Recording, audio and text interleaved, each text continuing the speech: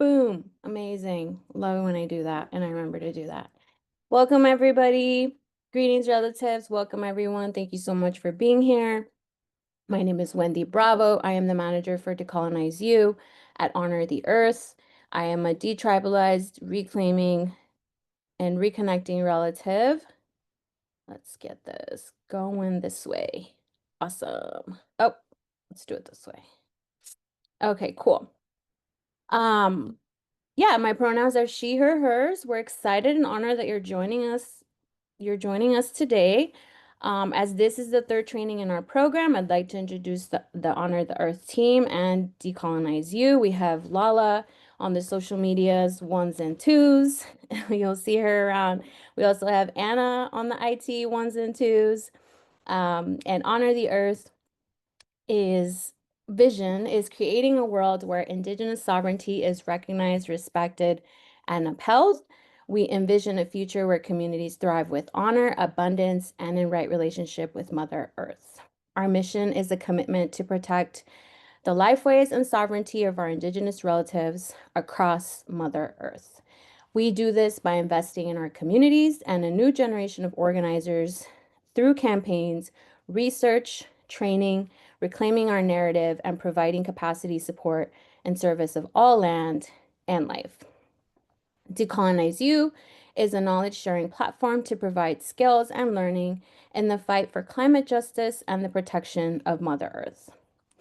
We know that Indigenous peoples hold the solutions to climate change, so Decolonize You is a platform to weave those solutions together, bring them to our communities, and organize for our collective liberation. We envision a place where education is a weapon in our fight for Indigenous sovereignty. To that end, it is my pleasure to introduce Davila Talemaimalea, Nicholas Esperanza, and Connor Varela. Davila Talemaimalea hails from Fiji, specifically from the village of Soso in Bau, Tailevu, with maternal links to the village of Navatuvula, Vuna, Naita City. She is passionate about protecting land, ocean, culture, and traditional knowledge. She is co-founder and secretary of a youth-led NGO called Alliance for Future Generations, which works with empowering, inspiring, and motivating youths to become agents of change within their communities, working towards a fair, equitable, and more sustainable future for all.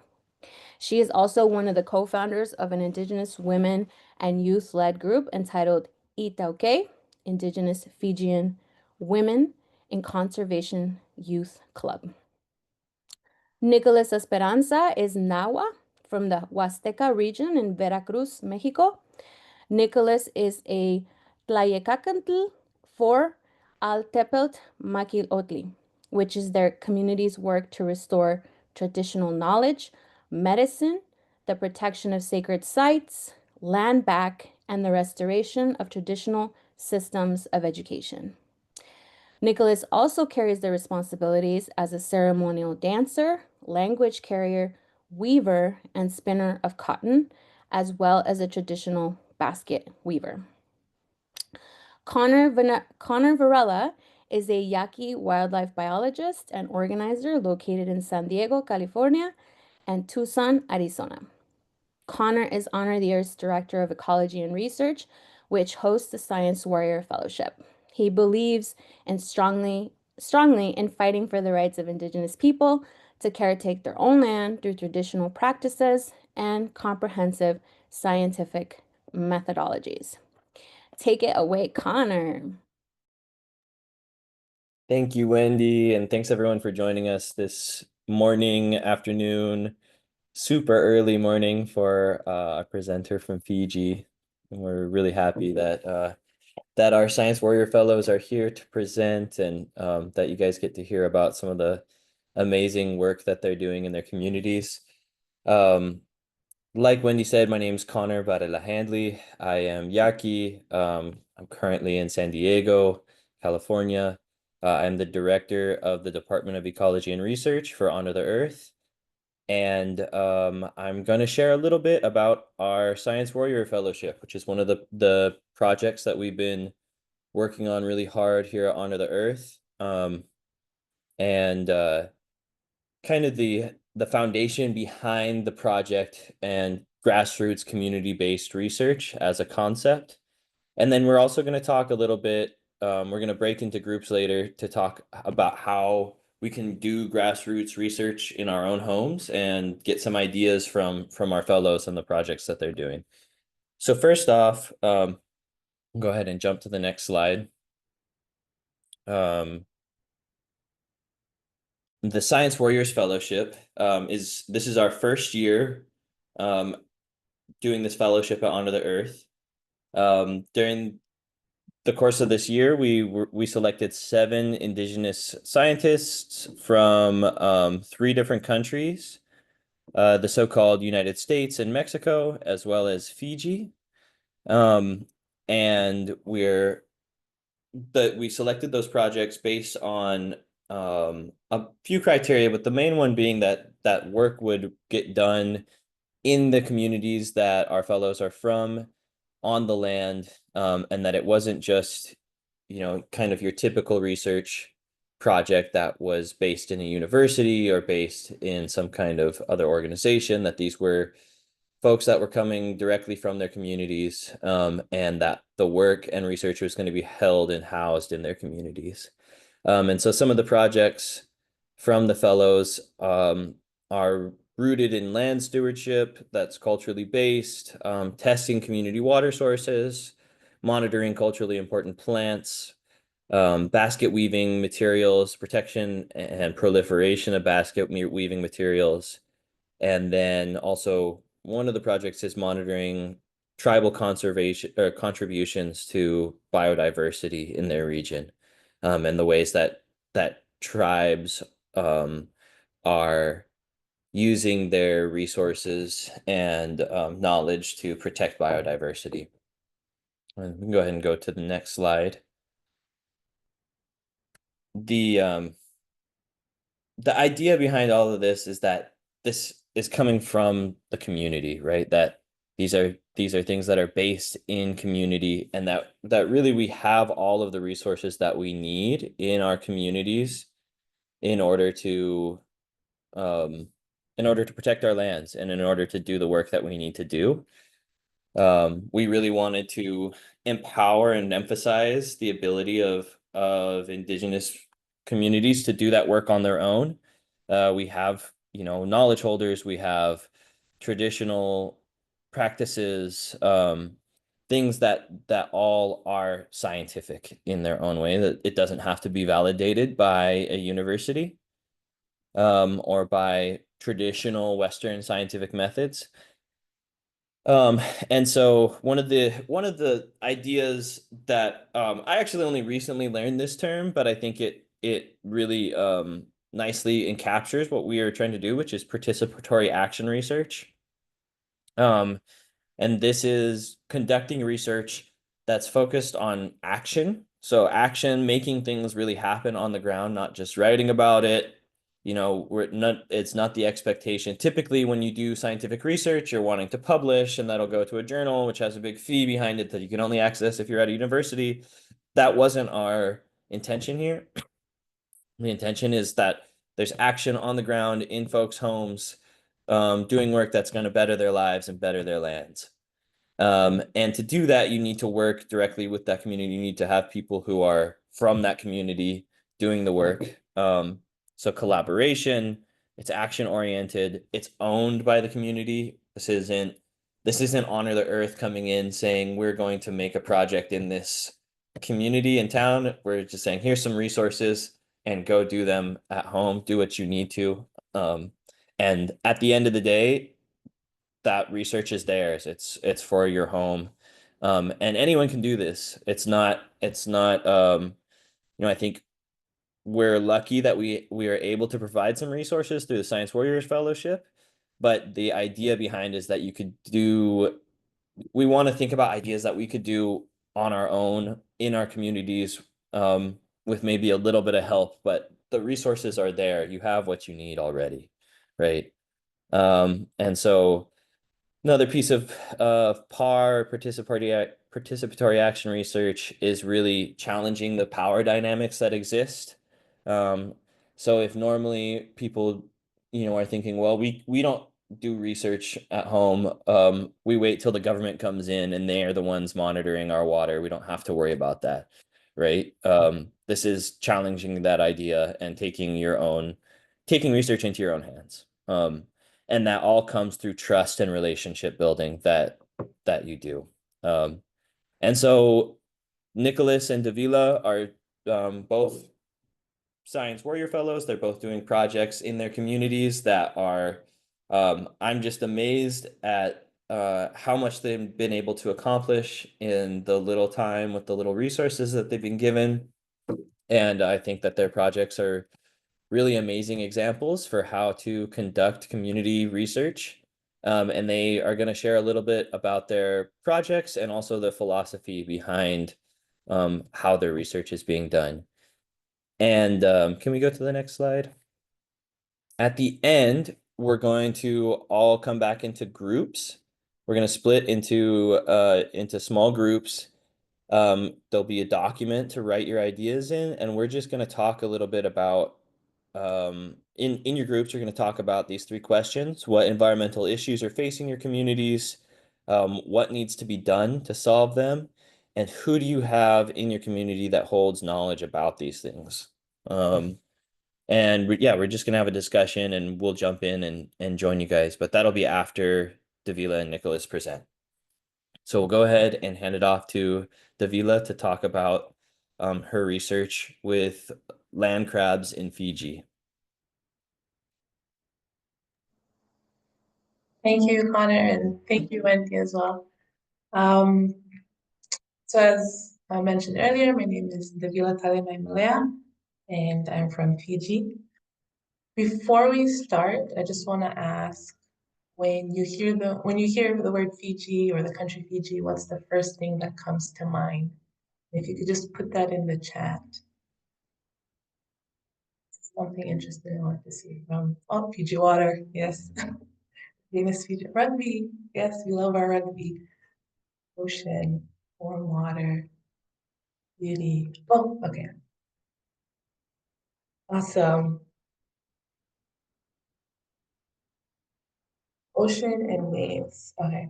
So this image is an image that I took on my way to my project site, which is called Nalovo.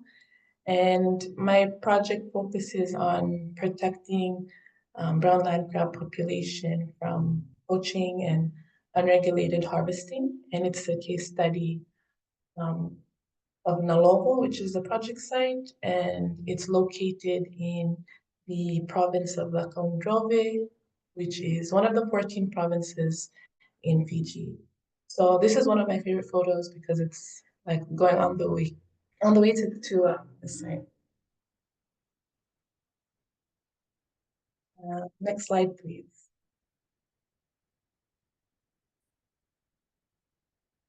Okay. So as mentioned earlier, the project site is Nalovo. And the reason I came up with this project, it really started last year. I had visited Nalovo for the first time, and it's a project site that is part of our family. And so when visiting the site and also nearby communities, some of the observations that I heard from the community members was that there was there was harvesting of brown land crabs, and also this would contribute to the reduction in size of the species. So this is something that I wanted to see, like an issue that I saw when I first visited or that I heard of, and it was something that I wanted to tackle for my project. So the aim of the project is to conserve and protect brown land crabs from overharvesting and poaching to ensure long-term sustainability. So just an additional note is that we call it in Fijian, we call it lairo, and it's sort of like a delicacy here. So people like to eat it, and the way they eat it is they cook it in coconut milk, and they serve it with other staples. We have The next slide. A little history of the land. So as you can see, first I've shown the world map and then pointed Fiji and also Fiji on a larger scale.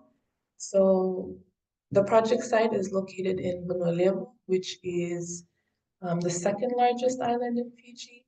We have around 300 plus islands in Fiji, in which around 110 are inhabited and the rest are uninhabited. So in regards to the logo, so according to some of the landowners and nearby community members from Waikapa, the site was given to the granddaughter of the Tui the Cow, which is the paramount chief of the Kondrobe province. And it was given to her as an offering when she got married. And so this land I hold it dear to me, and even because it's something that um, is that runs in our family.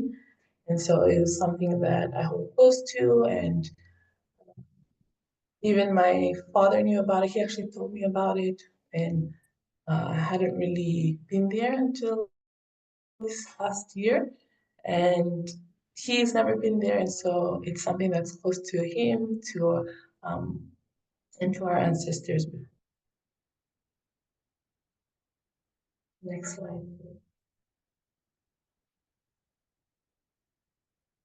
Um, so the landowners, so they're direct descendants. We are direct descendants of the granddaughter of the Tui the Cow, and so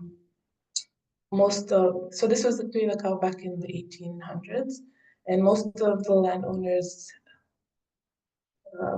they either live in Vitilevu, which is the largest island in Fiji, and that's where I live as well, or they are living overseas. And as such, the land has been vacant for over 20 plus years. And so with it being vacant, one of the issues is that there are people that are coming to take these land crabs. Some take them to sell it to market.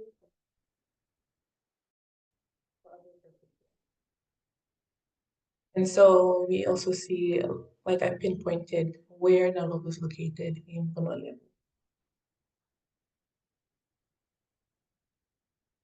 Next slide, please.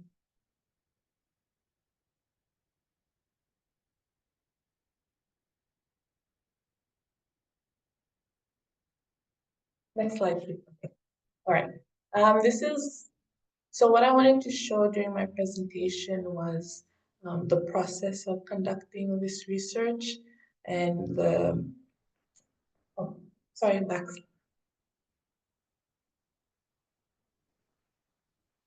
We go to the slide before this one.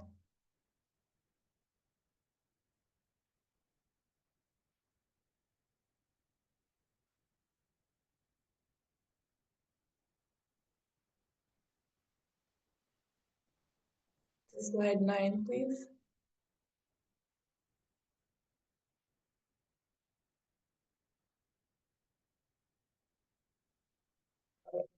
So I wanted to highlight how the research was conducted, or in a way. So when doing the research, it was really about, so I'm already connected to the land, and in Fiji, we're also connected. Like when you go to an area, you see the relationships that you have with other people from other areas. And so the nearby community is called Waikapa, and so we have connections there as well. And through my ability, well, I was able to connect with relatives, my aunts, and also one of my grand aunts. And they really helped me in being able to conduct this research. And the way that I didn't know how to put it in words, but I believe this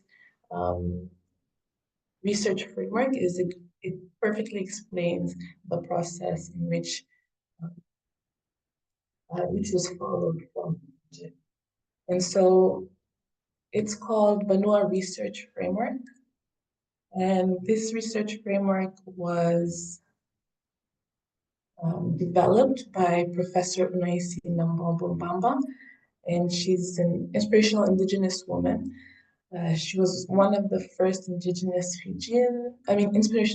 women for me, and she was one of the first, she is the first Indigenous Fijian woman who was appointed as a professor at a university, and her works revolve around Indigenous Fijian research, education, and research methodologies.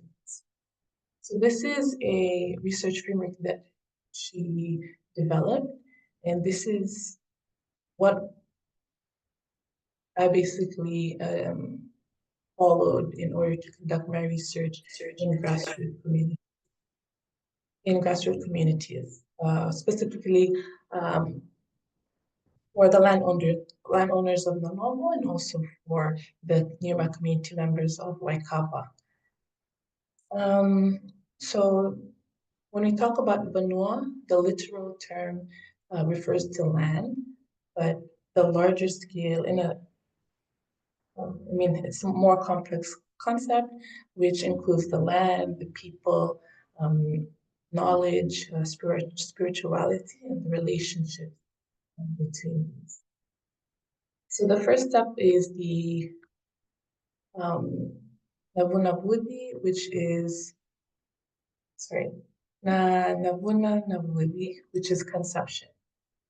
It's basically a stage that involves developing the research idea, selecting the culturally appropriate framework, and also identifying participants, identifying those who can, team members or project team members, planning logistics, and also seeking permission from community leaders and authorities. So in this case, for me, I had to seek permission from the landowners of Nalomo, which I'm also a part of, and also because Nalomo is vacant land, I actually stayed in the nearby community. So I had to seek permissions from the community leaders and elders in Waikaba, inform them of my project and inform them of, what I plan to do, and also inform them that, I'm here, just for them to know that there is someone here doing research. And also creating that relationship with and the trust relationship that I had mentioned earlier. So building that with the community. The next step was na Waka which is preparation and planning. And this step focuses on, including the budgeting that may come to mind. So this would be budgeting for traditional offerings, for the protocols that you need to take before entering a community, and also budgeting for consulting elders, chiefs, and also planning for the local calendars and respecting the communities in certain times. For example, if there's a funeral, I wouldn't be going to conduct my site visit. It's sort of like a disrespectful to the community that you're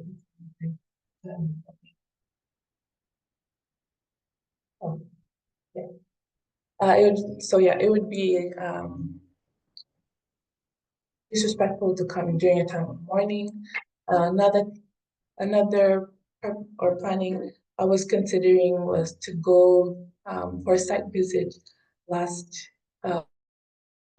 during Easter, but then I changed the plan, and because Easter is a time where everyone comes to the village, they want to enjoy being with their family, and the people come from all over back to the village, and so this was something that I had to take into consideration. Even though it was a long Easter weekend, it was something that I took into consideration, and so I decided to.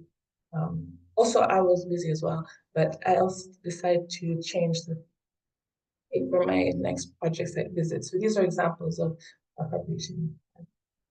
Then we also have Naisibusiabu, which is entry. Basically, it's presenting a traditional offering, a sibusiabu, and in this case, it's Yangona. It's we call it grog, and it's basically a customary Fijian protocol that we use to request for entry into a village or into a community, and it's a gesture of respect that's practiced throughout research processes, and that's also practiced like whenever someone enters a village for a certain other purposes. And so in this case, when I went to Waikava, and also when I went discuss with, because when I went to Waikava, this was one of the things that we presented to leaders, and just to request for their permission to enter the community, and to also inform them of my research and the project that I'm doing. Then we have Talanoa, which is dialogue story collection. So with Talanoa is basically it's used as a method of gathering information. And if you, during it was COP23, there was a climate change conference back in Germany. And during that COP23, I think Fiji held the presidency for that. And with that, they developed this Talanoa dialogue.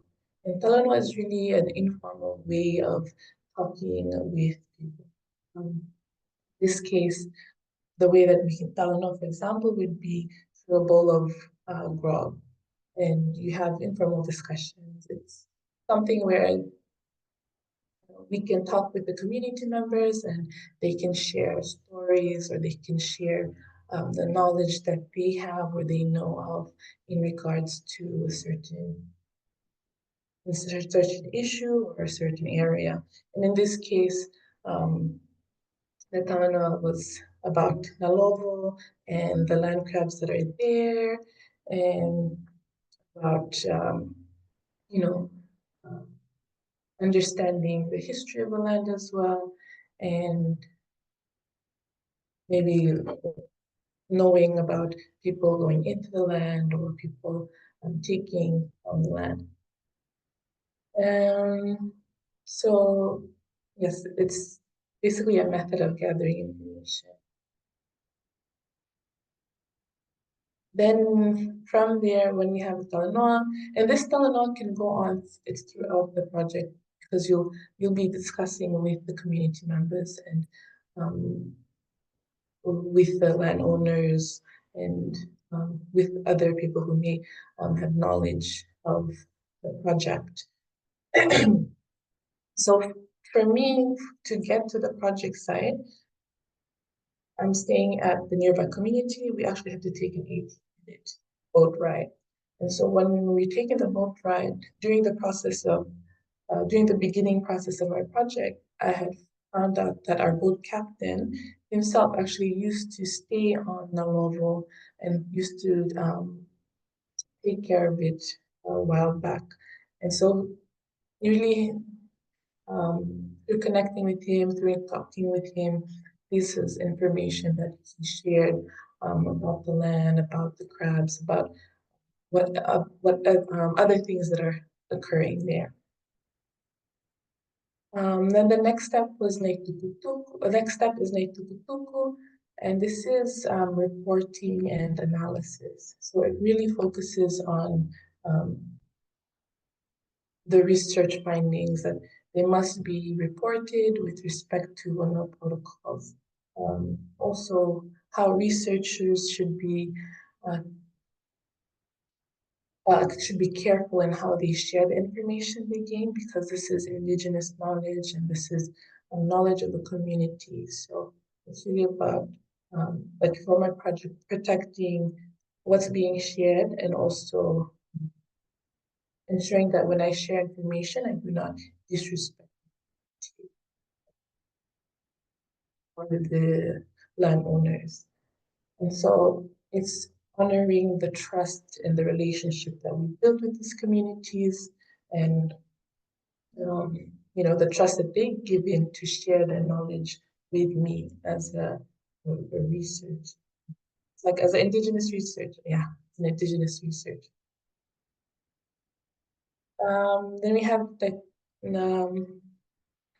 Vakabinabinaka, which is the gifting and thank yous. And this basically reflects, you know, gifting reflects an ongoing reciprocal relationship between the researcher and the and it reinforces respect and also mutual appreciation throughout the whole research process. So an example of how I've been able to do this gifting is when I stay at so during the project site, my visits are usually around days. And so during these visits, I'll be staying at a nearby community, which is Waikawa. And so the accommodation that I'm staying, I ensure that I gift the owner of the accommodation. It's as a form of a thank you for taking me in. Thank you for taking care of me, for providing the food. And also, when I go to this accommodation, I also bring like with me as well, so that I don't put extra burden on um, the the household owner, who's also like through the relationship, who's also my grand aunt as well. Um, Then after we have the tata, which is departure, and really this is, um, how we had the Nesigusiu, the entry, the gifting, the traditional offering when you come to a village. This is the traditional offering that is offered when you're leaving the village. So when you're leaving, you provide this offering, and although it is an offering that is saying that we're leaving, the project is complete, it does not it it doesn't mean that the relationship with your community has ended. This is a relationship that continues. We build these relationships, we never forget them. And so um, this is something that I thought was interesting and important to keep in mind, and that Professor Onaisi Nambamba had stated. And so, yeah, it's like a long-lasting relationship even with the work that I do, I always try to see um, like my work outside of this research, how can I help this community? If I see any opportunities, how can I help them reach or take hold of these opportunities? So how do I share it with them, and how can they get it as well? Then we have Wakarongataki Lesutale, which is reporting back. So, whenever you do research, it's really, especially in communities, important to report back.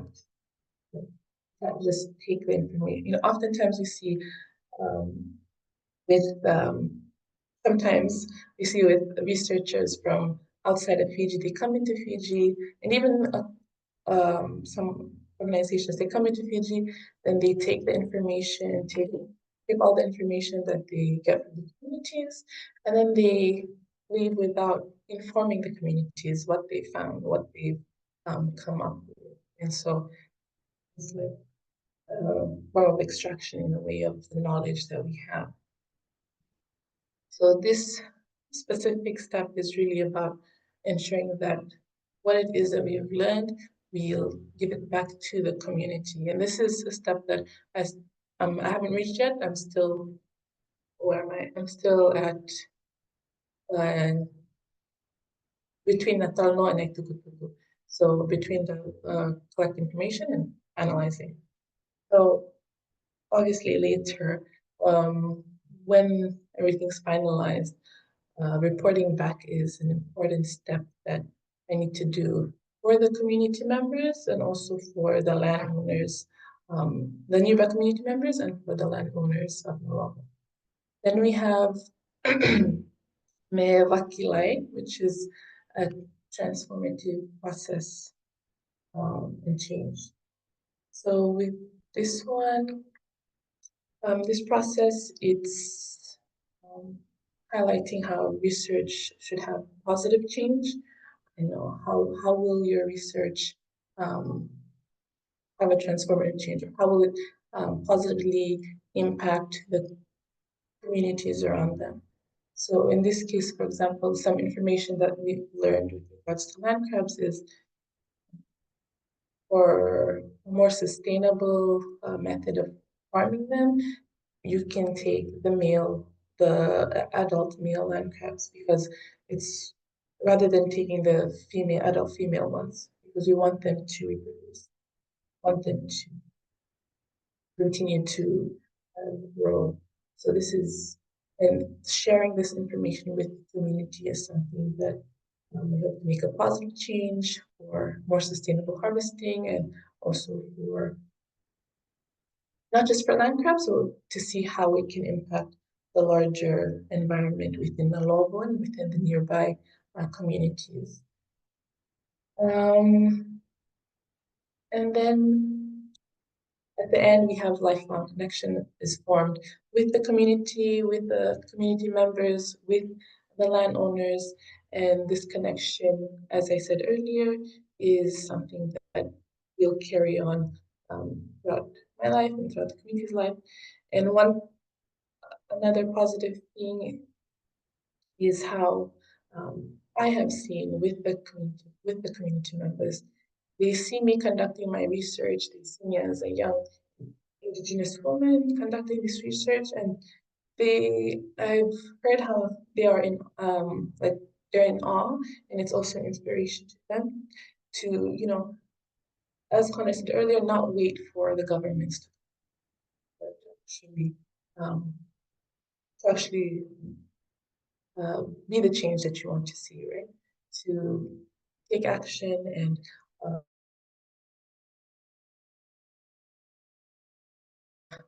the various issues and challenges that we face. Well, thank you so much. This is the end of my presentation, and I will uh, I will pass it on to Nicholas to start on his.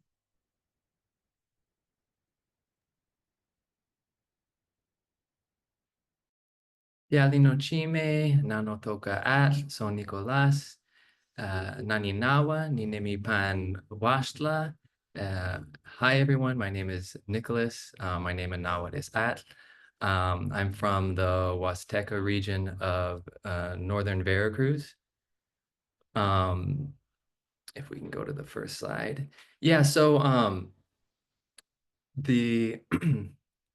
want to share a bit.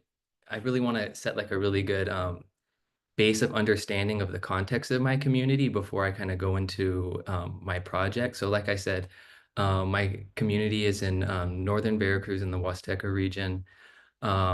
It's a mountainous tropical region. It's tropical, but there's also a lot of oak trees, and different parts have oak forest, but we also have like tropical hardwoods as well. So it's an interesting mix of kind of forest and tropical jungle.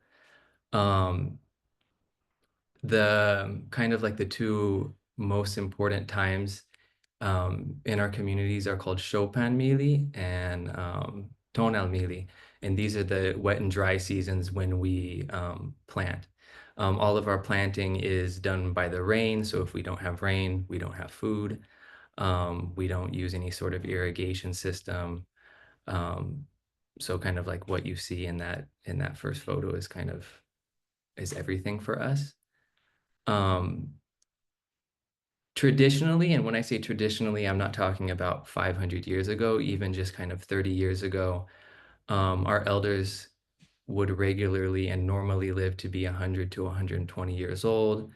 Our health of our elders at that age was still really strong. We still have a lot of elders in our community who are 90 years old and walk up and down those mountains daily carrying firewood on their heads. And our lands hold everything that we need. What you see in this photo is literally everything for us. Our medicines are here, our food is here. We plant cotton for all of our clothes. We have salt areas where there's kind of areas of salt water. We're not near the ocean. We're probably about 100 miles from the Gulf, but we have areas where we traditionally would make salt. Everything that we have ever needed is here. So kind of where we're at now, there's been a really big shift in the last 15 years or so where we're seeing a lot of illnesses, specifically cancers, but just kind of across the board, a wide variety of different illnesses. People are dying at younger ages, where people are dying at 60, 65 years old of various illnesses. People are kind of they're suffering in their houses. People will spend kind of all of their family's money to go to a hospital and they don't really do anything. They will have them spend all of their money and then just send them back home. We've also seen a huge decline in biodiversity from everything, like I had mentioned, our seeds that we plant, our medicine plants, trees, vines that we use for our houses. And for an example, I recently finished building my home, which was built traditionally, but it took me about 2 years to do, and it required me to go to probably about 20 communities to actually get everything that I need to build my house. When previously, again, we're not talking 500 years ago, we're talking about 20, 30 years ago, each community had everything they needed to build their houses. And it was about 40, 50 years ago when 100% of our houses were our traditional homes. And so there's been a huge shift in the biodiversity and the health of the land, and then the health in ourselves. Like I said, the Chopin Mili and the Tonal Mili are the times of the year that are really important for us.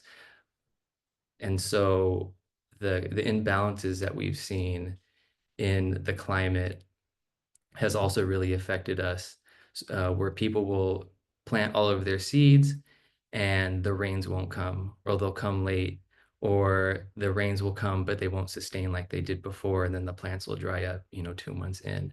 And so that's kind of the immediate effect of not having food, but then it has the longer term effect of, we planted all of our seed stock and we don't have anything left to plant for the next season. And so then that leads us to try to find other options.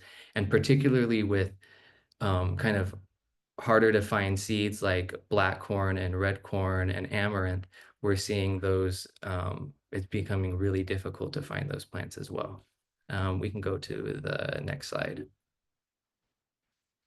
So understanding what our lives look like when things are more in balance and understanding where things are at now, I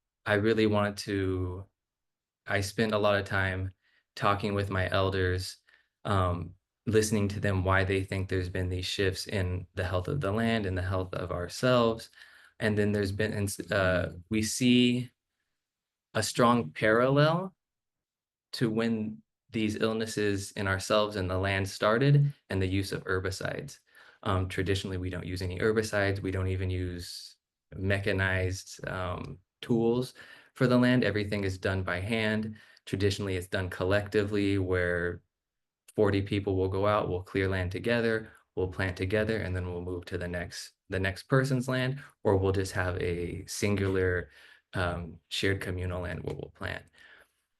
And so, yeah, so we would see these correlate, or we see this parallel in the time that we started using herbicides and what we're seeing in the land and ourselves. And so we began to think that maybe the herbicides are leaching into our well or into our spring. And so the photo that you see there is the communal spring. It's I don't know how many years it has, but it's very old.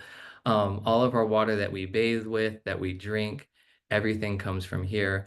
You can't see it, or maybe you can barely see it kind of on the right side. There's one of the mountains that you saw in the previous photo is right there. And so if someone were to plant on that mountain or on the side of the mountain, and they were to use herbicides, and when it rains, all of that would just drain, would filter into the spring. So we can go to the next slide. So this is what I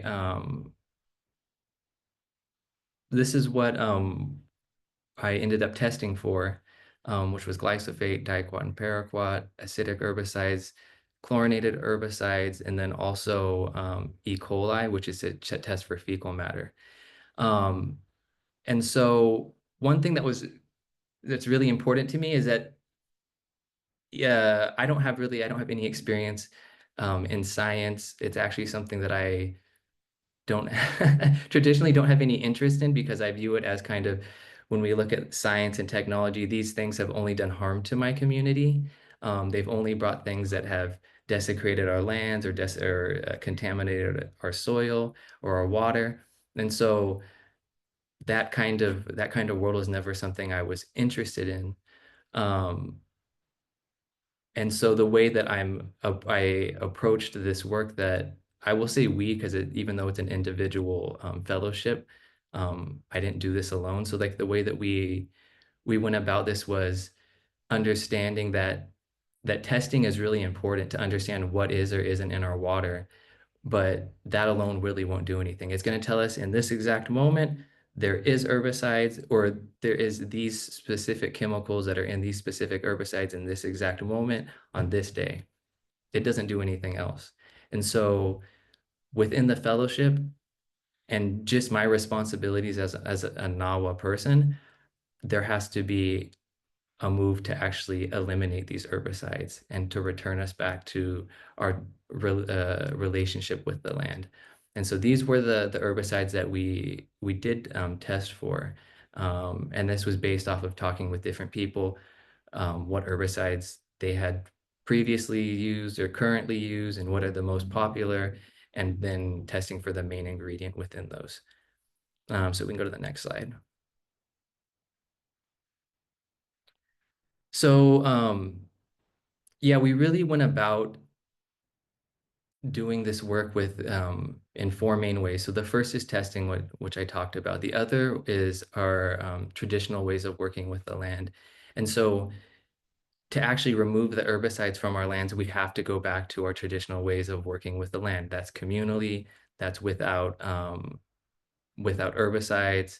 And so an important part of this work was getting my community and other communities together to communally clean the land and plant the land together. And so this is something that we're, because we're coming up on the next planting cycle, we're going to be cleaning the lands, clearing and burning the lands this month, and then in the next 2 months we'll be planting. One of the reasons why we've kind of gone away from our traditional ways of working with the land, it's kind of a longer history, but even though my community has a lot of communal lands, they still have names attached to them. And over time, with different government policies, there's been kind of a colonial way of looking at land, like, okay, this is mine, this is yours. And as people kind of look more for jobs that pay money, it leaves a lot of people, if I have a piece of land, if I have 2 acres that I want to plant, it's really, really difficult to do that alone. If we were doing that before with 30, 40 people, and I can do it, and I can maybe pay 2 people to help clear it with me, it's really, really difficult work to do that. And so when we go to the main town, well, there'll be non-native people, and they're telling us that, oh, there are these medicines that you can buy, and they'll use the phrase medicines, you can use these on your land and it will be really quick and it will be really cheap. That has been something that has been a real big factor in the way that we work with the land. And then people also associate working with the land, younger people, with being really hard work. They've never seen, what does it look like when 30 of us go out together and work the land? When there's 30 people, you do an amazing job. You have a very different relationship with the land, but you also do it a lot quicker. And so it's really important for us to do this because it's our responsibility to the land, but it's also for the younger generations to see, what does that actually look like? What does it really look like when we work with the land in a reciprocal way, in a way that's not, you're not working all day and all night with you and maybe two other people. We can go to the next slide. And like I had mentioned, so we're losing a lot of our seeds, and we don't have any sort of way to store our seeds. We have traditional ways of storing our seeds, but it's normally 1 or 2 seeds at a time. And we really need a space to store kind of medicinal plants, corn, beans, squash, cotton. We need a place to be able to store a variety of seeds. And so on the left is one of our traditional ways that we would store 1 seed. So you would have that just be filled with corn, or you would have it just be filled with amaranth or chia. And in our case, because we need to be able to store a variety of our seeds, part of the work that we're doing is building what's called a shinachkali, which is a seed house. And that's more of the style of kind of just like one of our traditional homes that you see on the right. And so the intention of the seed house is to be able to hold a place to store our seeds in a place that's dark, in a place that's cool, and where we can store the seeds, and then we can also gift the seeds out to our community members for them to plant, and where a portion of their harvest would be able to come back to us, which will increase our seed stock. And then they're also having the ability of saving their seeds within their household and planting them more. So whether they're medicine plants or cotton or corn, with time we can increase and return the diversity of plants that we have in our community back to when they're in balance. If you can go to the next slide, that would be great. Yeah, so another part of this work is it's important for us to bring the youth along with us, and in reality have them be the ones that lead this. Me doing this all alone, making a report to my community, telling them what the test says and kind of leaving it at that doesn't get us anywhere. And so a really important part of this is making sure that it's really important that our youth kind of draw a line, and the use of herbicides stop with them, that they really understand, which a lot of people, in my community have never been, it's never been shared with them, like what actually happens to the water, what happens to the land, what happens to the bees when we use herbicides. And so we did a week-long youth program where we spent each day talking about, okay, what happens to herbicides to the land, what happens with herbicides to the water, and what happens with herbicides when it comes to our own bodies. And so they were really able to understand in depth what these things actually do to our entire lives, and what do they do to our futures, right? We can see what they're doing to the people in our community, but what does that mean for them? What does that mean for their future? And what responsibilities do they hold to ensure they have a future, and then the generations after them? So you can go to the next slide. And so here are some photos of things that they worked on. In the top middle, this was when youth were in different groups, and each group had a different theme. So like I had mentioned, one group was focusing on water, another was on the effects on our bodies, and one was the effects of herbicides on the land.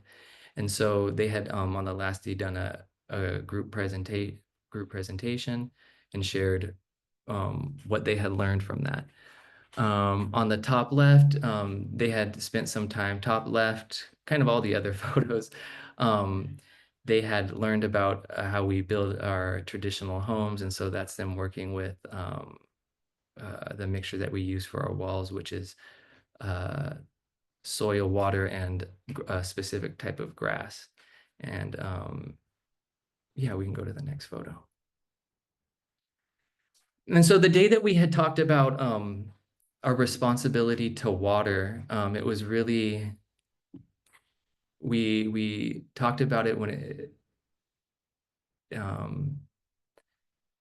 with kind of parallel how we talk to and treat and our responsibilities to our grandparents, particularly our grandmothers. So when your grandmother needs help getting up, what do you do? When she's hungry or she's thirsty, what do you do? How do you talk to your grandmother? And kind of brought that into connection with how do we treat the water? What is our responsibility to the water? Before we cross water, before we jump in and play in the water, how do we speak to the water? What does permission look like? What do offerings look like? And probably 5 minutes after this discussion, they decided, well, we need to clean the river. And so this is them cleaning out the river. People from kind of different areas will come and swim in the river. And so over time, garbage will accumulate. And they decided, well, this is our responsibility to clean it then. You can go to the next slide. These are more photos of them cleaning the river. Yeah. And yeah, these last slides are showing, so when we started building the Shinachkali, the seed house, it was really important that they were also a part of this as well, that they understand, they learn how we build our traditional homes, but also understand that they're a really important part of this, and that when they see the house, when their family goes to get seeds or to offer seeds or whatever it may be, that they know that this is something that they were a part of and they built. And so this was them putting in the first tree trunks into the ground, and there was 3 different groups that put in the first 3.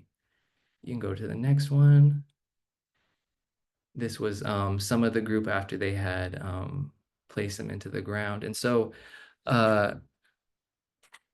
yeah, I just want to finish with, it was really the way that we approached doing the work was really based on changing the kind of the course that we're kind of walking down with herbicides, because it's really, really clear we can continue to use herbicides. We will see our lifespans, continue to be shortened. We're going to see loss of biodiversity. We know what that does to our water. We see how it kind of destroys everything around us. And that's not an option.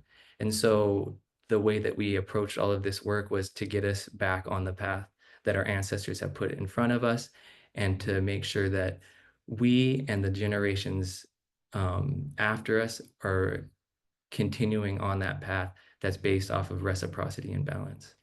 But yeah, thank you everyone for listening to my project.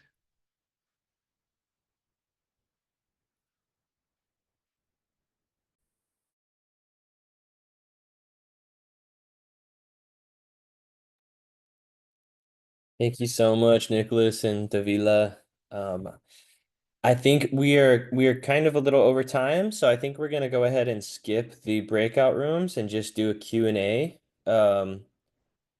And if you looked at those questions that we sent out earlier, we talked about, what are what kind of issues do you face in your community, environmental issues, and who in your community has knowledge about those things. You can go ahead and drop those in the chat, or if you want to come off camera and have a quick discussion or questions, comments for our 2 presenters, we'll take a few minutes here at the end to do that. But thank you all so much for being here.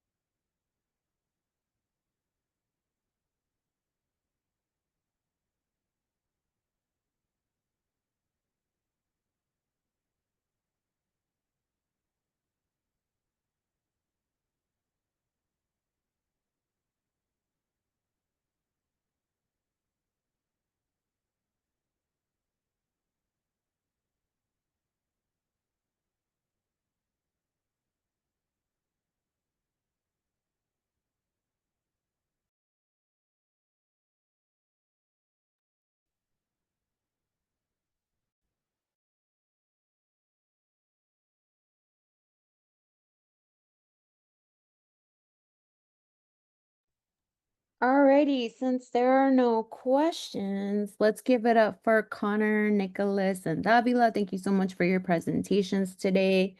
If you know of any folks that might be interested in seeing this or you come up with questions later, we will be around and our Director of Ecology and Research will be around to answer those. So feel free to reach out to us. Give it up in the chat, in the emoticons for Davila one more time, and Nicholas, please, for their amazing work and their amazing presentations. Yeah, and lastly, we definitely want to hear your thoughts on how everything went today. Maybe you sit with this a little bit later and you come up with something and you have a question or a comment. We want to hear all of it. And to that end, I'm going to share a survey with you and let us know how we did. Let Okay. You know, you have to do this or you have to do that. We just ask them, like, what does it look like to take care of your grandmother? And so for them to kind of realize, oh, well, we have to clean the river and we have to do this and we have to do that. I think that's the most important takeaway that I got from it, because that you can't undo that. Like, they're gonna have that forever. And everything that we've been doing during the fellowship is for the future. It's not kind of like a one-time thing, kind of outside of the testing.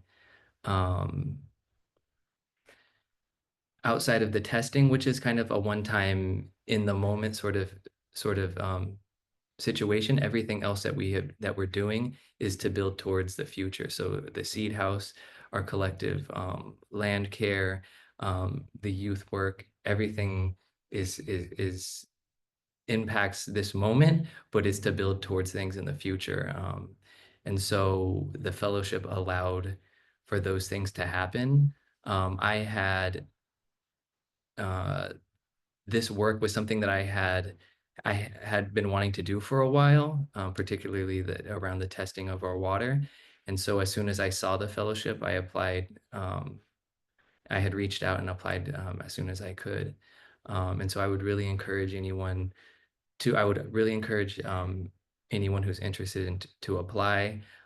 You don't get very many opportunities where you're with other Native people who are in their communities, are doing the work, are the ones who are supporting the work at the same time, because there's a lot of things that we do that we everyone understands what we're doing and why it's important.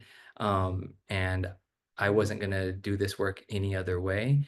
And so this was kind of the perfect opportunity for me in my community. And I would really encourage anyone to apply and to really think about those issues in your community and what will not just kind of be short-term moments to kind of half address them, but to really think about it for the long term for future generations. Beautiful. Thank you so much for that, Nick. While we have them, anyone else for last call for questions, comments, concerns, anything at all regarding the Science Warriors Fellowship?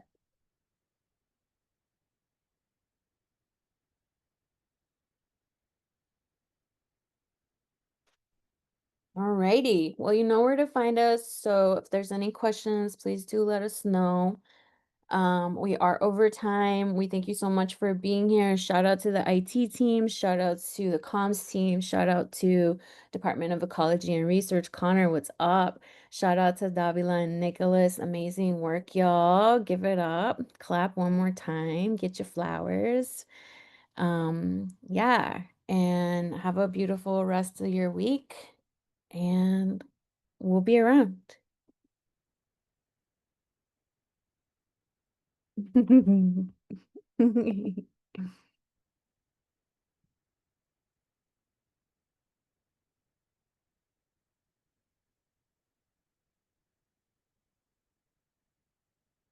Nobody wants to leave, it seems like. They're all like, wait a minute, hang on.